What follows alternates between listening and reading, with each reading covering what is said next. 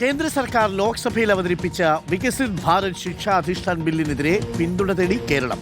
ബില്ലിനെതിരെ ശക്തമായ നിലപാട് സ്വീകരിക്കണമെന്നാവശ്യപ്പെട്ട് കേരളത്തിലെ എംപിമാർക്ക് ഉന്നത വിദ്യാഭ്യാസ മന്ത്രി റോജി എം ജോൺ കത്തയച്ചു.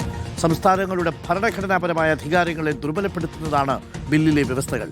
സർവകലാശാലകളുടെ സ്വയംഭരണത്തെയും ബിൽ ബാധിക്കുമെന്നും റോജി എം ജോൺ ചൂണ്ടിക്കാട്ടി. ഗോപാൽ ശിലാസനലുണ്ട്. ഗോപാൽ ശിലാസനൽ, വികസിത് ഭാരത് ശിക്ഷാധിഷ്ഠാൻ ബിൽ സംസ്ഥാനത്തിന്റെ ഫെഡറൽ തത്വങ്ങൾക്കുമേൽ ഉന്നത വിദ്യാഭ്യാസത്തിനുമേലുള്ള കടന്നുകയറ്റമാണ്, സംസ്ഥാനങ്ങളുടെ അവകാശത്തിന്മേൽ സർവകലാശാലകളുടെ സ്വയം ഭരണത്തിന്മേൽ എന്നാണ് ഉന്നത വിദ്യാഭ്യാസ മന്ത്രി പറഞ്ഞത്. ശക്തമായി പ്രതിഷേധിക്കാനാണോ തീരുമാനം? അതെ, തീർച്ചയായിട്ടും ഡോക്ടർ അരുൺ ഒരേ സമയം തന്നെ പ്രതിഷേധിക്കുകയും പാർലമെന്റിൽ ഇതിനെ എതിർക്കുകയും ചെയ്യണം എന്നുള്ള ആഹ്വാനമാണ് ഈ വിഷയത്തിൽ ഉന്നത വിദ്യാഭ്യാസ മന്ത്രി റോജി എം ജോൺ മുന്നോട്ട് വെക്കുന്നത്.